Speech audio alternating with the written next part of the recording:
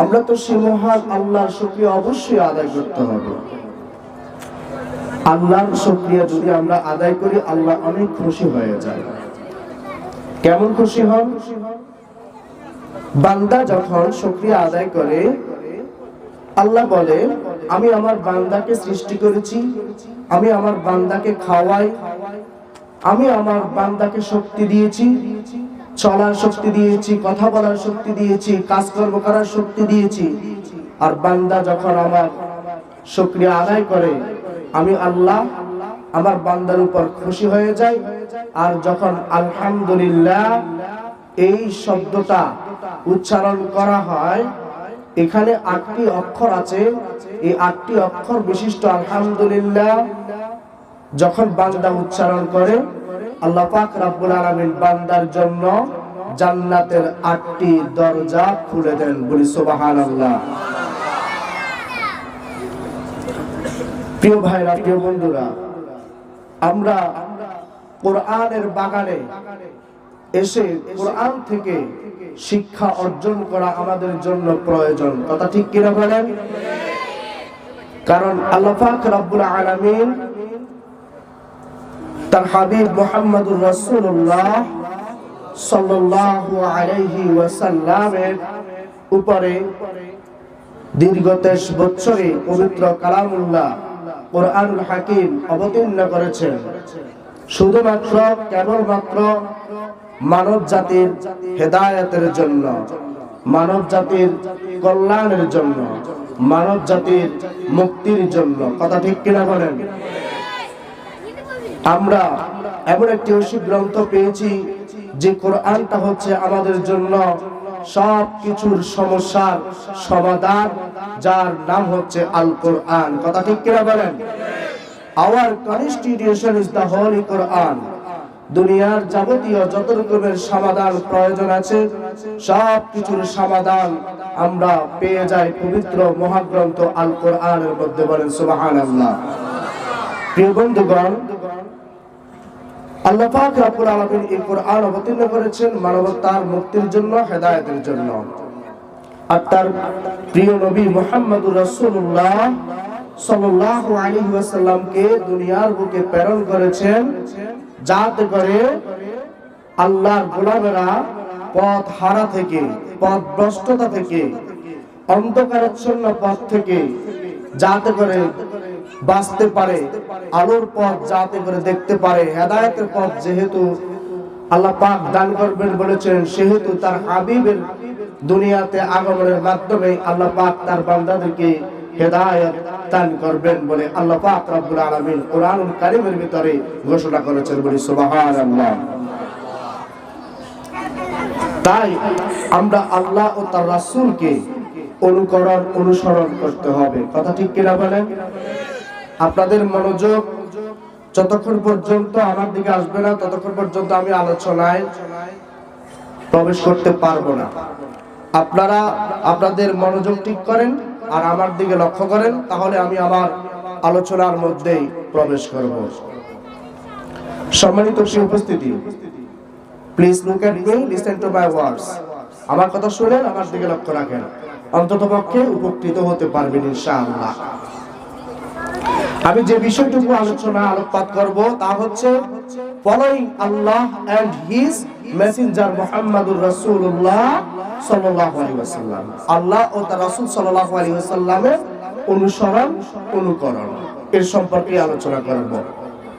কারণ আমরা যদি অন্য কোনো পথ, অন্য কোনো মত, অন্য কোনো ব্যক্তির অনুকরণ করি, তাহলে আমরা পথভ্রষ্ট হয়ে যাব। কারণ সেখানে কোনো গ্যারান্টি যুক্ত হেদায়েতের কথা লেখা নাই, বলাও নাই।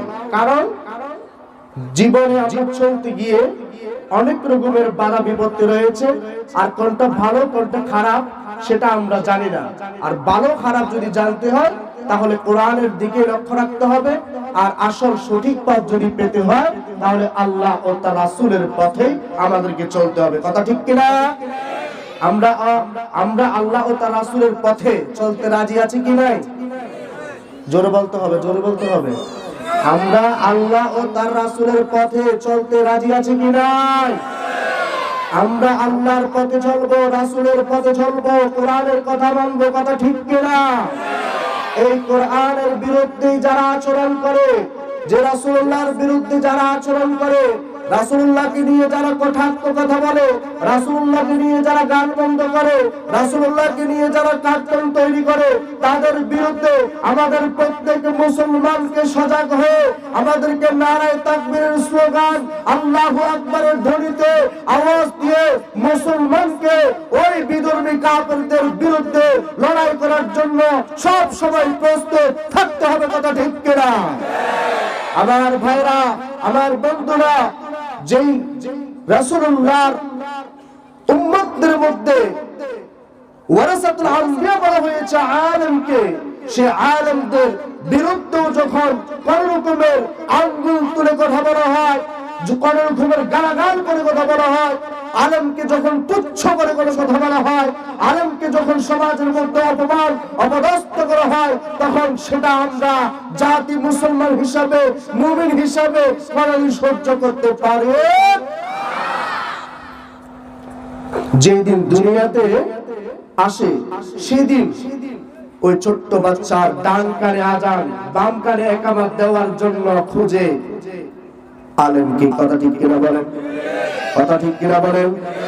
আর যখন এই কোরআনটা শিখতে হবে, যখন ইসলামিক জ্ঞান অর্জন করতে হবে, তখন মক্তবে পাঠিয়ে দেওয়া হয় ছোট্ট ছোট্ট শিশুদেরকে, আর তখনও এই শিক্ষাটা দেয় আলেমে, কথা ঠিক কিনা? যখন সে বড় হয়, যখন সে ইসলামিক জ্ঞান, ইসলামিক নলেজ যখন সে অর্জন করে, তখনও চলে যেতে হয় আলেমের কাছে, কথা ঠিক কিনা? মসজিদে যখন নামাজ আদায় করেন জামাতের সাথে, ওই মসজিদে জামাতের সাথে যখন নামাজ আদায় করেন, যিনি সামনে নামাজ এর ইমামতি করেন তিনি একজন আলেম, কথা ঠিক কিনা বলেন? কথা ঠিক কিনা? আর জুমার দিবসে আপনারা সকলে যখন একত্রিত হয়ে জুমার নামাজ আদায় করার জন্য যান, যিনি খুতবা দেন, যিনি আলোচনা রাখেন, কোরআন হাদিসের কথা বলেন, তিনি আলেম, কথা ঠিক কিনা বলেন? যখন আপনি যখন বিবাহ বন্ধনে আবদ্ধ হন, আপনি যখন বিয়ে করার জন্য যান, আপনার এই বিয়ের কলবান যিনি পড়ায় তিনি একজন আলেম, কথা ঠিক কিনা বলেন? আমার ভাইরা, এবার লক্ষ্য করেন যে বিষয়টা সবচাইতে আমাদের বোঝা দরকার, জানা দরকার। যখন আপনি এই দুনিয়া থেকে শেষ নিঃশ্বাস ত্যাগ করে দুনিয়া থেকে আপনাকে চলে যেতে হয়, যেই দিন আপনি লাশ হয়ে যাবেন, যেই দিন আপনি খাটের উপর শায়িত থাকবেন, আপনার এই দেহটা, বিশাল দেহটা পড়ে থাকবে, কোনো দাম নাই যে দেহের। যখন আপনার এই জানাজার সালাত আদায় করা হবে, জানাজাটা দেওয়া হবে, তখন একজন আলেমকে খোঁজা হয়, কথা ঠিক কিনা বলেন? আর সেই আলেম তার প্রথম শব্দটাই উচ্চারণ করেন আল্লাহু আকবার, কথা ঠিক কিনা? প্রথম শব্দ উচ্চারণ করেন কি? আরো জোরে বলেন কি? তাই আপনারা প্রত্যেকে আওয়াজ দিয়ে বলেন নারায়ে তাকবীর, নারায়ে তাকবীর। এই আল্লাহু আকবার শব্দ বললে ভালো লাগে না খারাপ বলে? ভালো লাগে না খারাপ লাগে? এই আল্লাহু আকবার ধ্বনি দেওয়া কি কোনো অপরাধ? এই আল্লাহু আকবার ধ্বনির পক্ষে আমরা সকালে থাকতে রাজি আছি কি নাই? আল্লাহকে দুই হাত তুলে দেখান।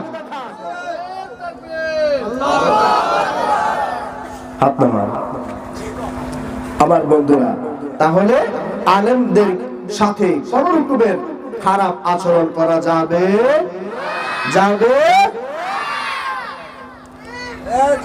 আলেমদের পথে আপনি যদি থাকেন, আলেমদেরকে যদি ভালোবাসেন, তাহলে আপনি আসল পথটাই খুঁজে পাবেন।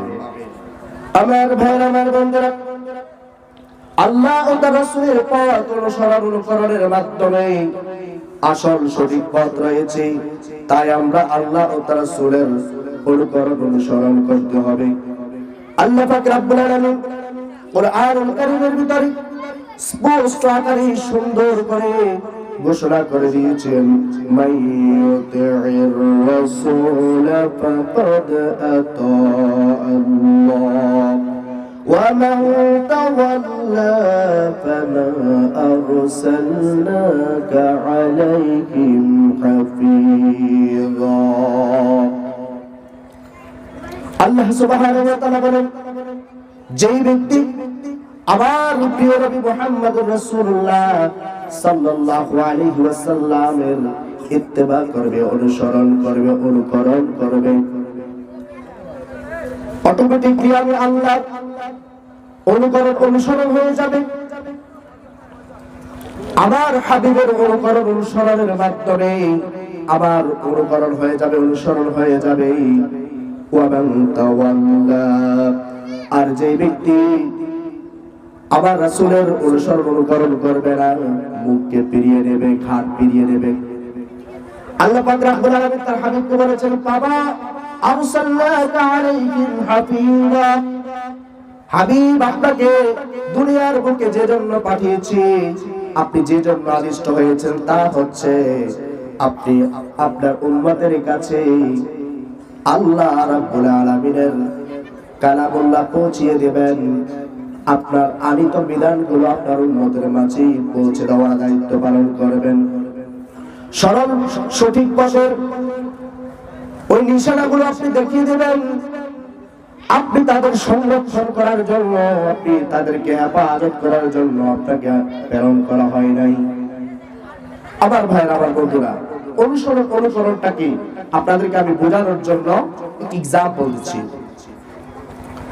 মনে করেন পুলিশের একজন এসআই, তার পিছনে আরো কিছু পুলিশ সদস্য আছে।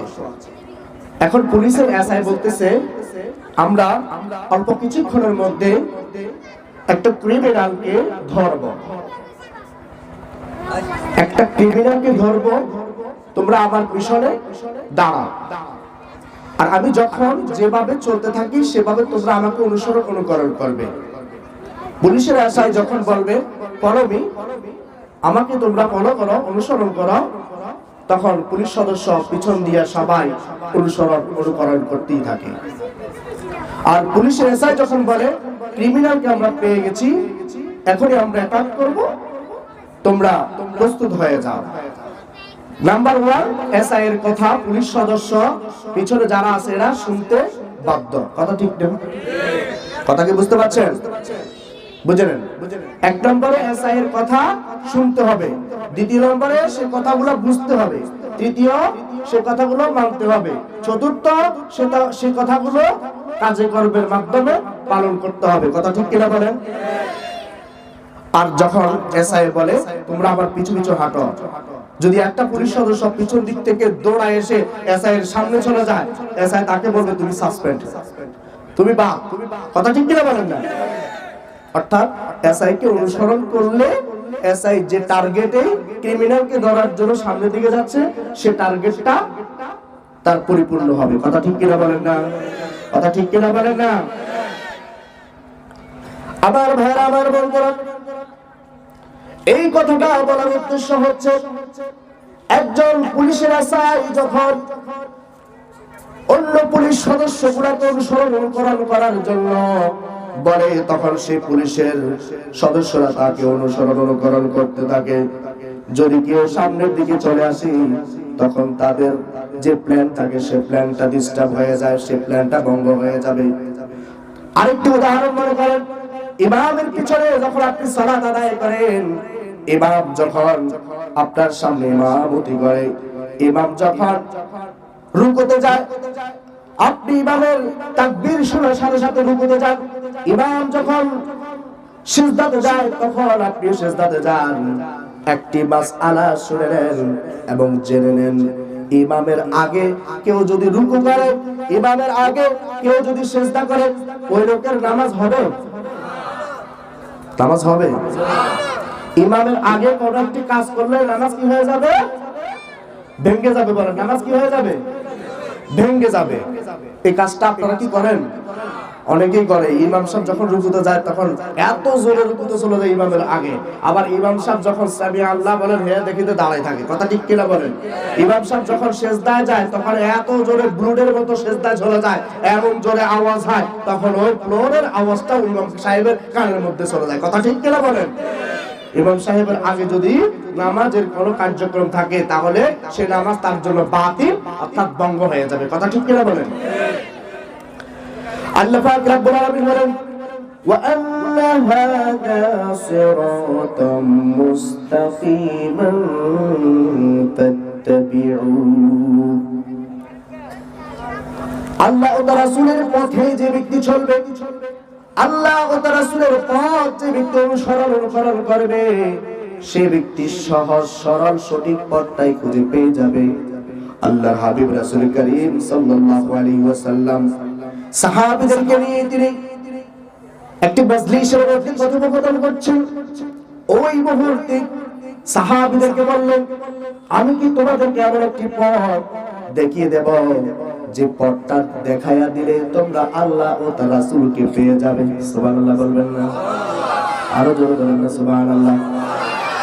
যারা দাঁড়িয়ে আছেন দয়া করে বসে যান, পিছনে যারা দাঁড়িয়ে আছেন বসে যান, বিশৃঙ্খল করবেন না। আপনাদের একজনের বিশৃঙ্খলের কারণে সবার বিশৃঙ্খল হয়ে যায়।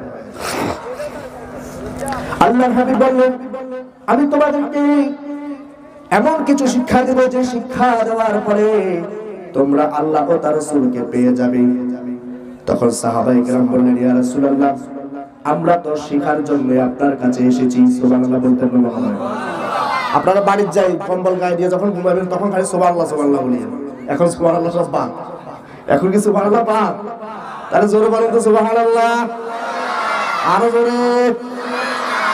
আর অন্তত পক্ষে শীত তো চলে যাবে, শীত থাকবে না। সুবহানাল্লাহ বলবেন, ঘুম আর কি ঘুমের কি আসবে না, তন্দ্রা আসবে না, তন্দ্রা ভাব আসবে না। তারপরে শয়তানও থাকবে না, বলবে যে মা গো এখানে এত দূর সুবহানাল্লাহ বলা হচ্ছে, আমি এখান থেকে যাই পালাই। কথা ঠিক কিনা বলেন না? আল্লাহর হাবিব সাল্লাল্লাহু আলাইহি ওয়াসাল্লামকে সাহাবীরা বললেন, ইয়া রাসূলুল্লাহ, ইয়া হাবিবাল্লাহ, আপনার কাছেই আমরা শিখার জন্য সব সময় গুড়গুড় করি, আপনি আমাদেরকে শিক্ষা দেন। যখন এই কথাটা বলা হলো, এই কথাটা বলার পরে আল্লাহর হাবিব সাল্লাল্লাহু আলাইহি ওয়াসাল্লাম তিনি একটি অঙ্কন করে দেখালেন মাটিতে, একটি আঁক দিলেন, সোজা একটি রেখা টান দিয়ে বললেন, এটা তোমরা লক্ষ্য করো, এবং এর আশেপাশে কিছু বাঁকা বাঁকা অঙ্কন করলেন। আল্লাহর হাবিব বলেছেন, যে সোজা রেখাটা তোমরা দেখতে পাচ্ছ, এই সোজা রেখা দিয়ে যদি তোমরা চলতে থাকো তাহলে আল্লাহ ও তার রাসূলকে পেয়ে যাবে। জোরে বলেন না সুবহানাল্লাহ। আর যদি আঁকা বাঁকা পথগুলোতে তোমরা ঘোরো তাহলে তোমরা এমন পথে চলে যাবে যেই পথ দিয়ে যাওয়ার কোনো জায়গা নাই, এমন একটি পথ যে পথটাতে জঙ্গল, যে পথটাতে কাঁটাযুক্ত গাছগুলো রয়েছে। মানুষ যদি ওই পথ দিয়ে চলতে যায় জঙ্গলের মধ্যে ঢুকে যাবে এক নম্বরে। দ্বিতীয় নম্বরে কাঁটাযুক্ত যে গাছগুলো আছে গায়ের সাথে শরীরের সাথে লেগে রক্তাক্ত হয়ে যাবে। কথা ঠিক কিনা? আর যদি জঙ্গলে যায় তাহলে বান্দর, বাঘ, সিংহের শিকার হয়ে যাবে, এই ভয়ভীতিটা রয়েছে। তদ্রূপ যে ব্যক্তি আল্লাহ ও তার রাসূলের পথ অনুসরণ করা ব্যতীত, আল্লাহ ও তার রাসূলের পথ ব্যতীত অন্য কোন পথ তালাশ করে অন্য পথে চলে তাহলে জঙ্গলের ওই হিংস্র প্রাণীদের শিকার হয়ে যাওয়া এবং কাঁটাযুক্ত, বিষাক্তযুক্ত, কাঁটাযুক্ত ওই গাছগুলোর সাথে শরীর লেগেই যে আক্রান্ত হয়ে যাবে, ওইরকম হয়ে যাবে। সেজন্য আল্লাহর হাবিব বললেন, তোমরা আল্লাহ ও তার রাসূলের পথে যদি থাকতে হয়, সহজ সরল সঠিক পথটা যদি তোমাদেরকে পেতে হয়, তাহলে এই সরল রেখাটাই তোমরা চলবে। বলেন সুবহানাল্লাহ। এই সরল রেখাটাই হচ্ছে আল্লাহর হুকুম পালন করা, রাসূলের আনুগত্য করা। কথা ঠিক কিনা বলেন? আমার ভাইরা, আমার বন্ধুরা, হযরত উমর ফারুক রাদিয়াল্লাহু তাআলা আনহু তিনি মসজিদ নববীর মধ্যে বসে আছেন কিংবা দাঁড়িয়ে আছেন, এমনই মুহূর্ত একজন রুমি এসে তার কাছে বলতে লাগলো, আশহাদু আল্লা ইলাহা ইল্লাল্লাহু ওয়া আশহাদু আন্না মুহাম্মাদান আবদুহু ওয়া রাসূলুহু। যখন সে কালিমাটা পাঠ করলো, হযরত ওমর ফারুক জিজ্ঞাসা করলেন, তুমি যে হঠাৎ করে কালিমাটা পাঠ করলে, রহস্যটা কি, কারণটা কি? আমি আল্লাহকে রাজি করার জন্য, খুশি করার জন্য আমি ইসলাম ধর্ম গ্রহণ করেছি, নতুন মুসলিম হয়েছি। সুবহানাল্লাহ বলেন না? নতুন মুসলিম হয়েছি, সেজন্য আমি এই কালিমা পাঠ করলাম। হযরত ওমর ফারুক যে কোনো কথা হঠাৎ করে কোনো সাধারণ লোক যদি বলে, সেই কথাটা তিনি চিন্তা করতে থাকেন যে আসলে কথাটা কি সত্য না মিথ্যা, তিনি যাচাই বাছাই করতে লাগলেন। এরপরে হযরত ওমর ফারুক তিনি প্রশ্ন করলেন, তুমি যে মুসলমান হয়েছো এর কারণটা কি, আর কেমন করে তুমি মুসলিম হয়েছো, কেমন করে তুমি মুসলিম হয়েছো? তিনি বলতে লাগলেন, আমি একটা লোকের কাছে শুনতে পেলাম, তিনি যখন আল্লাহর কোরআন পাঠ করছিলেন, কি পাঠ করছিলেন? জোরে বলেন। আল্লাহর কোরআন যখন পাঠ করছিলেন, তখন আমি শুনতে পেলাম ওই আয়াতের মধ্যে 6টি বাক্য রয়েছে, সে বাক্য দিয়ে আমার জীবনটাকে আমি সূত্রে নিলাম এবং চিন্তা করলাম, আমি তাওরাত, জবর, ইনজিল এই গ্রন্থগুলো আমি অনেক পাঠ করেছি এবং এগুলো পাঠ করার পরে আর এই কোরআনের আয়াতটা শোনার পরে অনেক ডিসটেন্স আমি পেয়েছি, অনেক পার্থক্য আমি খুঁজে পেয়েছি। তাওরাত, জবর, ইনজিল এর চাইতে প্রাধান্য দিলাম কোরআনকে। আর কোরআনের আয়াতটা শুনে আমার জীবনটাকে পরিবর্তন করার জন্য আমি মুসলমান হয়ে গেছি। বলেন সুবহানাল্লাহ। জোরে বলেন না সুবহানাল্লাহ। হযরত ওমর রাদিয়াল্লাহু তাআলা আনহু বলেন, তুমি যে কোরআনের আয়াতটা পাঠ করেছো, যার থেকে শুনেছো সে আয়াতটাকে তোমার জানা আছে। তখন লোকটি বলল, আমি যে কোরআনের আয়াতটা শুনেছি তা মুখস্থ হয়ে গেছে। মাইয়ুতি'র রাসূল ফাকাদ আতা'আল্লাহ। এই আয়াতটা তিনি পাঠ করলেন যে আল্লাহ পাক রব্বুল আলামিন বলেছেন যে তার হাবিবকে যে ব্যক্তি অনুসরণ করবে, আল্লাহকে অনুসরণ হয়ে যাবে। আর এরপরে তিনি বলেন, আমি আরেকটি আয়াত শুনতে পেলাম, যে আয়াতটা বেশি আমাকে নাড়া দিয়েছিল, সে আয়াতটা হচ্ছে ওয়ামান ইউতি'িল্লাহা ওয়া রাসূলাহু ওয়া ইয়াখশাল্লাহ ওয়া ইয়াত্তাকিহি ফাউলাইকা হুমুল ফাইজুন। এই আয়াতটা যখন আমি শুনলাম, তখন আমার বিবেকের মধ্যে আরো বেশি নাড়া দিল, কারণ এখানে আমি 4টা শব্দ খুঁজে পেয়েছি। এক নম্বর হচ্ছে যে আল্লাহকে অনুসরণ করা। আল্লাহকে অনুসরণ করার মানে হচ্ছে আমি বুঝতে পারলাম আল্লাহর যত বিধি বিধান রয়েছে, আল্লাহর যত হুকুম রয়েছে, সব কিছুকে পালন করতে হবে। সুবহানাল্লাহ বলেন না? এরপরে তিনি বলতে লাগলেন, দ্বিতীয়টা আমি যে শব্দটা শুনলাম, ওয়া রাসূলুহু, যে রাসূলকে ইতাআত করতে হবে, অনুসরণ করতে হবে। তখন আমি বুঝতে পারলাম আমি আমার জীবনটাকে কোনো প্রকারে যেমন করে আমি সাজাবো, রাসূলুল্লাহর সুন্নাহ ব্যতীত, আদর্শ ব্যতীত আমার জীবনটাকে সাজানোর কোনো মানে হয় না। রাসূলুল্লাহকে অনুকরণ করার মানে হচ্ছে রাসূলুল্লাহর সুন্নাহ মোতাবেক জীবনকে গঠন করা। সুবহানাল্লাহ বলেন। এরপরে তিনি বললেন, 3 নম্বর শব্দটা হচ্ছে ওয়ায়াশাল্লাহ, আল্লাহকে ভয় করো। এই কথাটা যখন আমি আয়াতে কারিমার মধ্যে শুনতে পেলাম, তখন আমি বুঝতে পেরেছি আল্লাহকে ভয় করার মানে দ্বারা আমার অতীত জীবনের যে কত ভুল রয়েছে, কত ত্রুটি রয়েছে, কত গুনাহ রয়েছে, ওই গুনাহগুলো থেকে, ওই ত্রুটি থেকে বাঁচতে হলে আমি আল্লাহকে ভয় করতে হবে। আল্লাহর ভয় ভীতি আমার অন্তরের ভিতরে জাগ্রত করতে হবে। সুবহানাল্লাহ বলেন না? এর দ্বারা আমি আমার অতীতকে বুঝতে পারবো, অতীতে কি করেছি সব কিছু যখন আমি চিন্তা করব, আল্লাহর ভয় ভীতিগুলো আমার অন্তরের ভিতর চলে আসবে। ওয়ায়াত্তাকি, 4 নম্বরে হচ্ছে তাকওয়া অবলম্বন করা, এমন কোন কাজ না করা যে কাজটি করলে নাফরমানি হয়ে যাবে। আল্লাহর সাথে, রাসূলের সাথে কোন রকমের নাফরমানি আচরণ করা যাবে যাবে। তাহলে 4টা শব্দ বললো, একটা হচ্ছে আল্লাহর হুকুম পালন করা, এটাই হলো আল্লাহর ইতাআত। রাসূলের ইতাআত হচ্ছে রাসূলুল্লাহর সুন্নাহ পালন করা।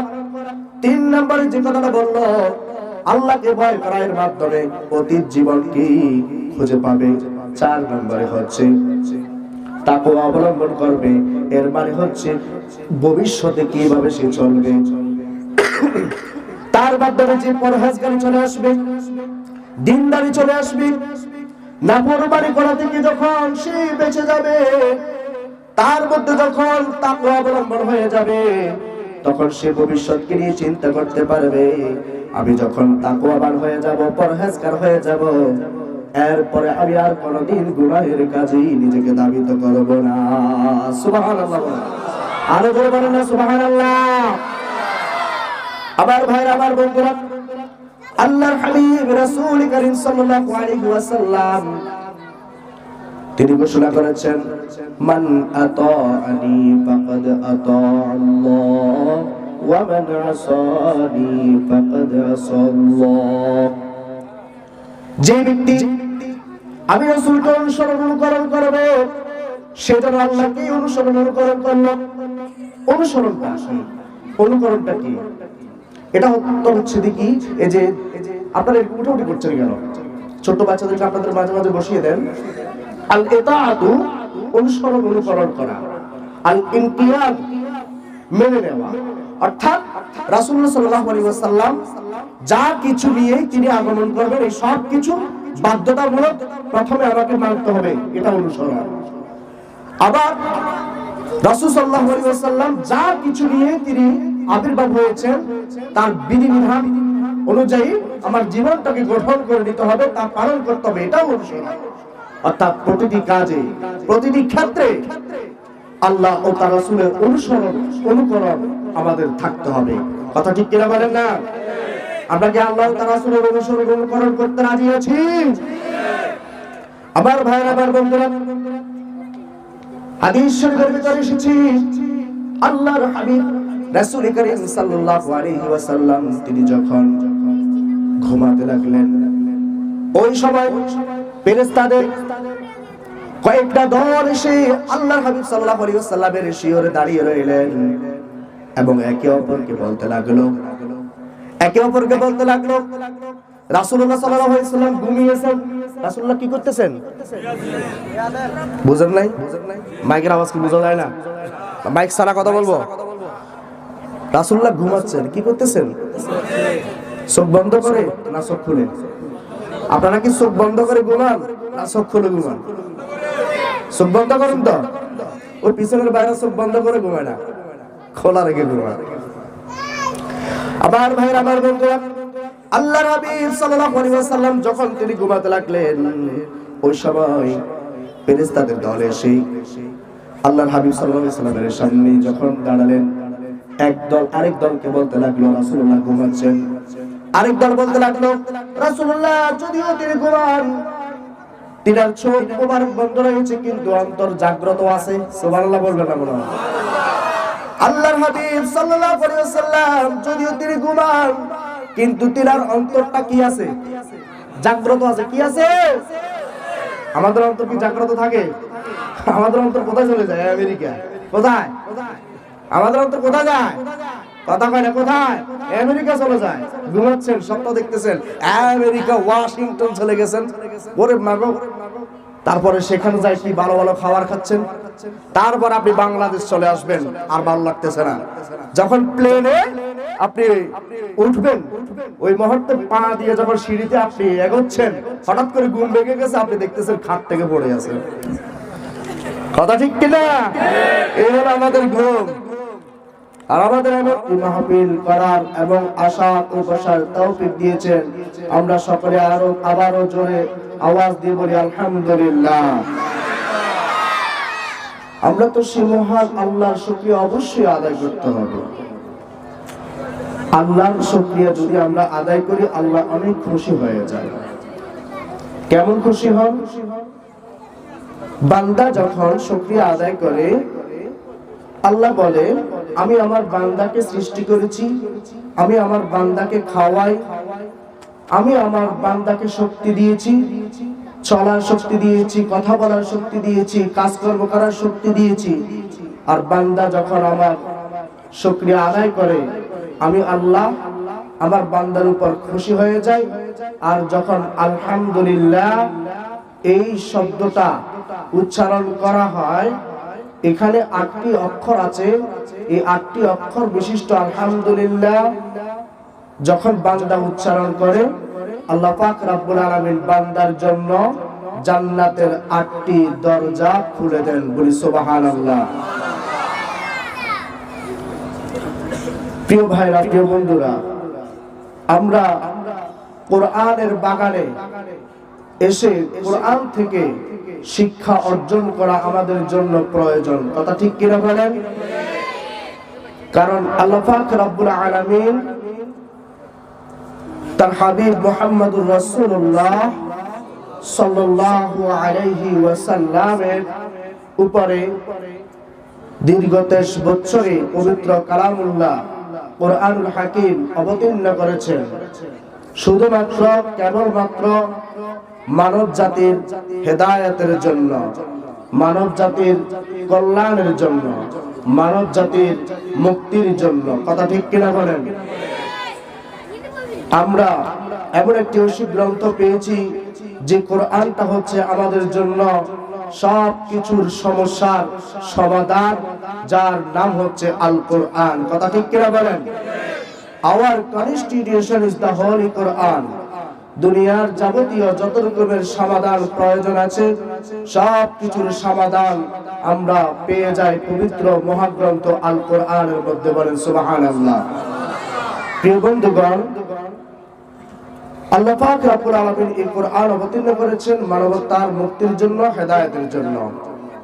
আর তার প্রিয় নবী মুহাম্মদুর রাসূলুল্লাহ সাল্লাল্লাহু আলাইহি ওয়াসাল্লামকে দুনিয়ার বুকে প্রেরণ করেছেন, যাতে করে আল্লাহর গোলামেরা পথ হারা থেকে, পথ ভ্রষ্টতা থেকে, অন্ধকারাচ্ছন্ন পথ থেকে যাতে করে বাঁচতে পারে, আলোর পথ যাতে করে দেখতে পারে। হেদায়েতের পথ যেহেতু আল্লাহ পাক দান করবেন বলেছেন, সেহেতু তার হাবিবের দুনিয়াতে আগমনের মাধ্যমে আল্লাহ পাক তার বান্দাদেরকে হেদায়েত দান করবেন বলে আল্লাহ পাক রব্বুল আলামিন কোরআনুল কারীমের ভিতরে ঘোষণা করেছেন। বলি সুবহানাল্লাহ।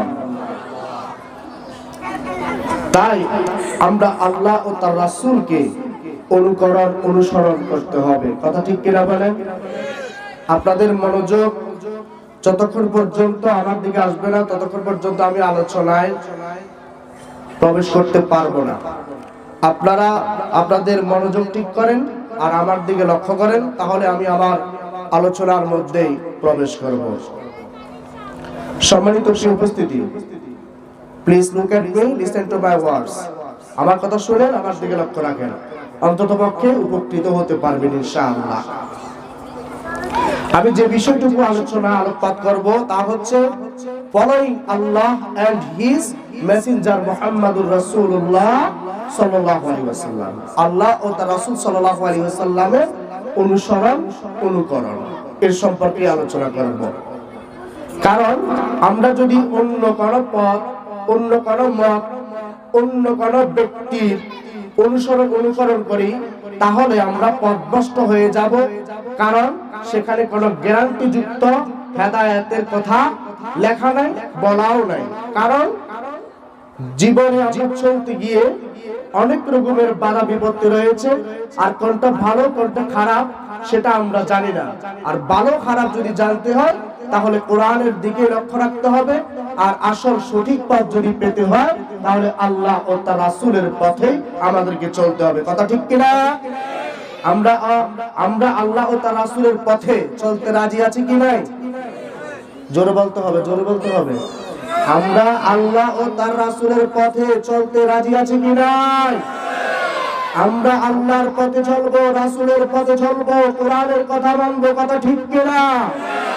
এই কোরআনের বিরুদ্ধে যারা আচরণ করে, যে রাসূলুল্লাহর বিরুদ্ধে যারা আচরণ করে, রাসূলুল্লাহকে নিয়ে যারা কটাক্ষ কথা বলে, রাসূলুল্লাহকে নিয়ে যারা গান বন্ধ করে, রাসূলুল্লাহকে নিয়ে যারা কার্টুন তৈরি করে, তাদের বিরুদ্ধে আমাদের প্রত্যেক মুসলমানকে সজাগ হয়ে আমাদেরকে নারায়ে তাকবীরের স্লোগান, আল্লাহু আকবারের ধ্বনিতে আওয়াজ দিয়ে মুসলমানকে ওই বিধর্মী কাফেরদের বিরুদ্ধে লড়াই করার জন্য সব সময় প্রস্তুত থাকতে হবে। কথা ঠিক কিনা? আমার ভাইরা, আমার বন্ধুরা, যেই রাসূলুল্লাহর উম্মতদের মধ্যে ওয়ারাসাতুল আম্বিয়া বলা হয়েছে আলেমকে, সে আলেমদের বিরুদ্ধেও যখন কোন রকমের আঙ্গুল তুলে কথা বলা হয়, কোন রকমের গালাগাল করে কথা বলা হয়, আলেমকে যখন তুচ্ছ করে কোনো কথা বলা হয়, আলেমকে যখন সমাজের মধ্যে অপমান অপদস্থ করা হয়, তখন সেটা আমরা জাতি মুসলমান হিসাবে, মুমিন হিসাবে কোনদিন সহ্য করতে পারি।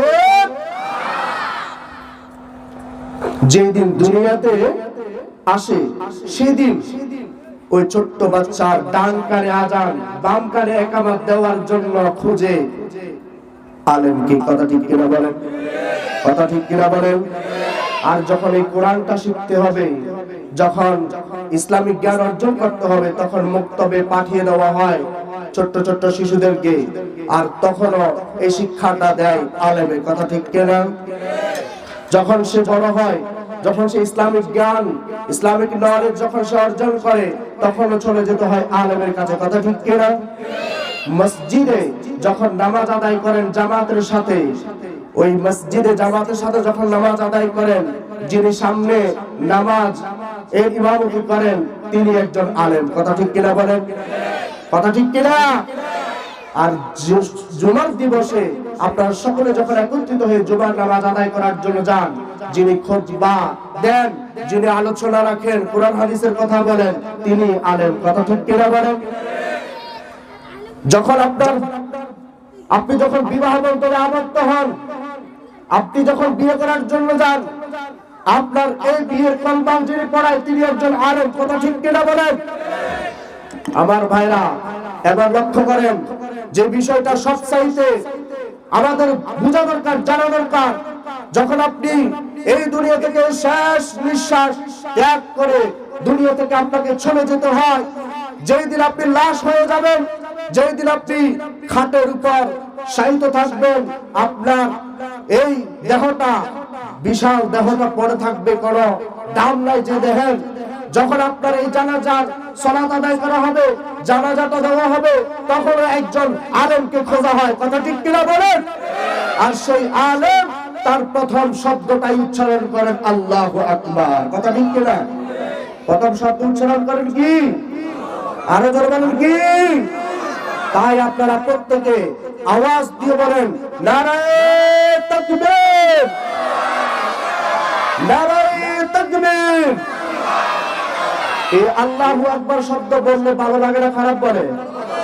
ভালো লাগে না খারাপ লাগে? এই আল্লাহু আকবার ধ্বনি দেওয়া কি কোনো অপরাধ? এই আল্লাহু আকবার ধ্বনির পক্ষে আমরা সকালে থাকতে রাজি আছি কি নাই? আল্লাহকে দুই হাত তুলে দেখান।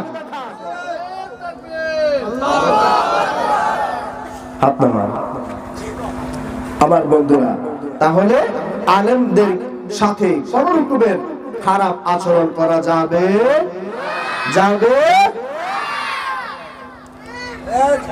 আলেমদের পথে আপনি যদি থাকেন, আলেমদেরকে যদি ভালোবাসেন, তাহলে আপনি আসল পথটাই খুঁজে পাবেন। আমার ভাইরা, আমার বন্ধুরা, আল্লাহ ও তার রাসূলের পথ অনুসরণের মাধ্যমে আসল সঠিক পথ রয়েছে। তাই আমরা আল্লাহ ও তার রাসূলের অনুসরণ করতে হবে। আল্লাহ পাক রব্বুল আলামিন কুরআনুল কারীমের ভিতরে স্পষ্ট আকারে সুন্দর করে ঘোষণা করে দিয়েছেন, মাইয়ুতি'র রাসূল ফাকাদ আতা আল্লাহ ওয়া মান তাওয়াল্লা ফামা আরসালনাকা আলাইহিম হাফীযা। আল্লাহ সুবহানাহু ওয়া তাআলা বলেন, যেই ব্যক্তি আমার প্রিয় নবী মুহাম্মদুর রাসূলুল্লাহ সাল্লাল্লাহু আলাইহি ওয়াসাল্লামের ইত্তেবা করবে, অনুসরণ করবে, অনুকরণ করবে, অটোমেটিকলি আমি আল্লাহ অনুসরণ হয়ে যাবে। আমার হাবিবের অনুসরণের মাধ্যমে আবার অনুকরণ হয়ে যাবে, অনুসরণ হয়ে যাবে। ওয়ামান তাওয়াল্লা, আর যে ব্যক্তি আমার রাসূলের অনুকরণ করবে না, মুখকে ফিরিয়ে নেবে, ঘাট ফিরিয়ে নেবে। আল্লাহ পাক রব্বুল আলামিন তার হাবিবকে বলেছেন, বাবা আরসালনাকা আলাইহিম হাফিজা, হাবিব আপনাকে দুনিয়ার বুকে যে জন্য পাঠিয়েছি, আপনি যে জন্য আদিষ্ট হয়েছেন তা হচ্ছে আপনি আপনার উম্মতের কাছে আল্লাহ রাব্বুল আলামিনের কালামুল্লাহ পৌঁছিয়ে দেবেন। আপনার আনিত বিধানগুলো আপনার উম্মতের মাঝে পৌঁছে দেওয়ার দায়িত্ব পালন করবেন। সরল সঠিক পথের ওই নিশানাগুলো আপনি দেখিয়ে দেবেন। আপনি তাদের সংরক্ষণ করার জন্য, আপনি তাদেরকে হেফাজত করার জন্য আপনাকে প্রেরণ করা হয় নাই। আমার ভাইরা, আমার বন্ধুরা, অনুকরণটা কি আপনাদেরকে আমি বোঝানোর জন্য এক্সাম্পল দিচ্ছি। মনে করেন পুলিশের একজন এসআই, তার পিছনে আরো কিছু পুলিশ সদস্য আছে। এখন পুলিশের এসআই বলতেছে, আমরা অল্প কিছুক্ষণের মধ্যে একটা ক্রিমিনালকে ধরবো, একটা ক্রিমিনালকে ধরবো, তোমরা আমার পিছনে দাঁড়াও, আর আমি যখন যেভাবে চলতে থাকি সেভাবে তোমরা আমাকে অনুকরণ করবে। পুলিশের এসআই যখন বলবে পরমি আমাকে তোমরা ফলো করো, অনুসরণ করো, তখন পুলিশ সদস্য পিছন দিয়ে সবাই অনুকরণ করতেই থাকে। আর পুলিশের এসআই যখন বলে ক্রিমিনালকে আমরা পেয়ে গেছি, এখনই আমরা অ্যাটাক করব, তোমরা প্রস্তুত হয়ে যাও। নাম্বার 1, এসআই এর কথা পুলিশ সদস্য পিছনে যারা আছে এরা শুনতে বাধ্য। কথা ঠিক না? কথা কি বুঝতে পারছেন? বুঝলেন? 1 নম্বরে এসআই এর কথা শুনতে হবে, 2 নম্বরে সে কথাগুলো বুঝতে হবে, 3 সে কথাগুলো মানতে হবে, 4 সে কথাগুলো কাজে কর্মের মাধ্যমে পালন করতে হবে। কথা ঠিক কিনা বলেন? আর যখন এসআই বলে তোমরা আবার পিছু পিছু হাঁটো, যদি একটা পুলিশ সদস্য পিছন দিক থেকে দৌড়ায় এসে এসআই এর সামনে চলে যায়, এসআই তাকে বলবে তুমি সাসপেন্ড, তুমি বাদ। কথা ঠিক কিনা বলেন না? অর্থাৎ এসআই কে অনুসরণ করলে এসআই যে টার্গেটে ক্রিমিনালকে ধরার জন্য সামনের দিকে যাচ্ছে, সে টার্গেটটা তার পরিপূর্ণ হবে। কথা ঠিক কিনা বলেন না? কথা ঠিক কিনা বলেন না? আবার ভাইরা, আমার বন্ধুরা, এই কথাটা বলার উদ্দেশ্য হচ্ছে একজন পুলিশের এসআই যখন অন্য পুলিশ সদস্যগুলোকে অনুকরণ করার জন্য বলে, তখন সেই পুলিশের সদস্যরা তাকে অনুকরণ করতে থাকে। যদি কেউ সামনের দিকে চলে আসে, তখন তাদের যে প্ল্যান থাকে সে প্ল্যানটা ডিস্টার্ব হয়ে যায়, সে প্ল্যানটা ভঙ্গ হয়ে যাবে। আরেকটি উদাহরণ মনে করেন, ইমামের পিছনে যখন আপনি সালাত আদায় করেন, ইমাম যখন আপনার সামনে ইমামতি করে, ইমাম যখন রুকুতে যায়, আপনি ইমামের তাকবীর শোনার সাথে সাথে রুকুতে যান। ইমাম যখন সিজদাতে যায়, তখন আপনি সিজদাতে যান। একটি মাসআলা শুনে নেন এবং জেনে নেন, ইমামের আগে কেউ যদি রুকু করে, ইমামের আগে কেউ যদি সিজদা করে, ওই লোকের নামাজ হবে? নামাজ হবে? ইমামের আগে কোন একটি কাজ করলে নামাজ কি হয়ে যাবে? ভেঙে যাবে। বলেন, নামাজ কি হয়ে যাবে? ভেঙে যাবে। এই কাজটা আপনারা কি করেন? অনেকেই করে। ইমাম সাহেব যখন রুকুতে যায় তখন এত জোরে রুকুতে চলে যায় ইমামের আগে, আবার ইমাম সাহেব যখন সামি আল্লাহ বলেন হে দেখিতে দাঁড়ায় থাকে। কথা ঠিক কিনা বলেন? ইমাম সাহেব যখন সেজদায় যায় তখন এত জোরে ব্লুডের মতো সেজদায় চলে যায়, এমন জোরে আওয়াজ হয়, তখন ওই ফ্লোরের আওয়াজটা ইমাম সাহেবের কানের মধ্যে চলে যায়। কথা ঠিক কিনা বলেন? ইমাম সাহেবের আগে যদি নামাজের কোনো কার্যক্রম থাকে, তাহলে সে নামাজ তার জন্য বাতিল, অর্থাৎ ভঙ্গ হয়ে যাবে। কথা ঠিক কিনা বলেন? আল্লাহ পাক রব্বুল আলামিন বলেন, ওয়া আন্না হাযা সিরাতাম মুস্তাকিমান ফাত্তাবিউ। আল্লাহ ও তার রাসূলের পথে যে ব্যক্তি চলবে, আল্লাহ ও তার রাসূলের পথ যে ব্যক্তি অনুসরণ করবে, সে ব্যক্তি সহজ সরল সঠিক পথটাই খুঁজে পেয়ে যাবে। আল্লাহর হাবিব রাসূল করিম সাল্লাল্লাহু আলাইহি ওয়াসাল্লাম সাহাবীদেরকে নিয়ে তিনি একটি মজলিসের মধ্যে কথোপকথন করছেন। ওই মুহূর্তে সাহাবীদেরকে বললেন, আমি কি তোমাদেরকে এমন একটি পথ দেখিয়ে দেব যে পথটা দেখায়া দিলে তোমরা আল্লাহ ও তার রাসূলকে পেয়ে যাবে। সুবহানাল্লাহ বলবেন না? আরো জোরে বলবেন না সুবহানাল্লাহ। যারা দাঁড়িয়ে আছেন দয়া করে বসে যান, পিছনে যারা দাঁড়িয়ে আছেন বসে যান, বিশৃঙ্খল করবেন না। আপনাদের একজনের বিশৃঙ্খলের কারণে সবার বিশৃঙ্খল হয়ে যায়। আল্লাহর হাবিব বললেন, আমি তোমাদেরকে এমন কিছু শিক্ষা দেব যে শিক্ষা দেওয়ার পরে তোমরা আল্লাহ ও তার রাসূলকে পেয়ে যাবে। তখন সাহাবায়ে কেরাম বললেন, ইয়া রাসূলুল্লাহ, আমরা তো শিখার জন্য আপনার কাছে এসেছি। সুবহানাল্লাহ বলতেন না? মনে হয় আপনারা বাড়ির যাই কম্বল গায়ে দিয়ে যখন ঘুমাবেন তখন খালি সুবহানাল্লাহ সুবহানাল্লাহ বলেন। এখন সুবহানাল্লাহ সব বাদ, এখন কি সুবহানাল্লাহ বাদ? তাহলে জোরে বলেন তো সুবহানাল্লাহ, আরো জোরে। আর অন্তত পক্ষে শীত তো চলে যাবে, শীত থাকবে না। সুবহানাল্লাহ বলবেন, ঘুম আর কি ঘুমের কি আসবে না, তন্দ্রা আসবে না, তন্দ্রা ভাব আসবে না, তারপরে শয়তানও থাকবে না। বলবে যে মা গো, এখানে এত জোর সুবহানাল্লাহ আল্লাহু আকবার বলা হচ্ছে, আমি এখান থেকে যাই পালাই। কথা ঠিক কিনা বলেন না? আল্লাহর হাবিব সাল্লাল্লাহু আলাইহি ওয়াসাল্লাম কে সাহাবীরা বললেন, ইয়া রাসূলুল্লাহ, ইয়া হাবিবাল্লাহ, আপনার কাছে আমরা শিখার জন্য সব সময় গুড়গুড় করি, আপনি আমাদেরকে শিক্ষা দেন। যখন এই কথাটা বলা হলো, এই কথাটা বলার পরে আল্লাহর হাবিব সাল্লাল্লাহু আলাইহি ওয়াসাল্লাম তিনি একটি অঙ্কন করে দেখালেন মাটিতে, একটি আঁক দিলেন, সোজা একটি রেখা টান দিয়ে বললেন, এটা তোমরা লক্ষ্য করো, এবং এর আশেপাশে কিছু বাঁকা বাঁকা অঙ্কন করলেন। আল্লাহর হাবিব বলেছেন, যে সোজা রেখাটা তোমরা দেখতে পাচ্ছ, এই সোজা রেখা দিয়ে যদি তোমরা চলতে থাকো তাহলে আল্লাহ ও তার রাসূলকে পেয়ে যাবে। জোরে বলেন না সুবহানাল্লাহ। আর যদি আঁকা বাঁকা পথগুলোতে তোমরা ঘোরো তাহলে তোমরা এমন পথে চলে যাবে যেই পথ দিয়ে যাওয়ার কোনো জায়গা নাই, এমন একটি পথ যে পথটাতে জঙ্গল, যে পথটাতে কাঁটাযুক্ত গাছগুলো রয়েছে, মানুষ যদি ওই পথ দিয়ে চলতে যায় জঙ্গলের মধ্যে ঢুকে যাবে এক নম্বরে। দ্বিতীয় নম্বরে কাঁটাযুক্ত যে গাছগুলো আছে গায়ের সাথে শরীরের সাথে লেগে রক্তাক্ত হয়ে যাবে। কথা ঠিক কিনা? আর যদি জঙ্গলে যায় তাহলে ভাল্লুক, বাঘ, সিংহের শিকার হয়ে যাবে, এই ভয়ভীতিটা রয়েছে।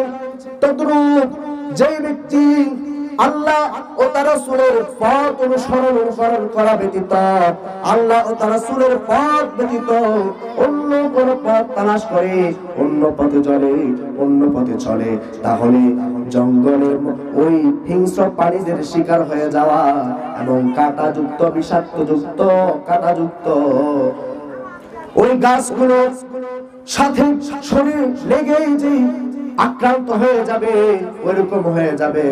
সেজন্য আল্লাহর হাবিব বললেন, তোমরা আল্লাহ ও তার রাসূলের পথে যদি থাকতে হয়, সহজ সরল সঠিক পথটা যদি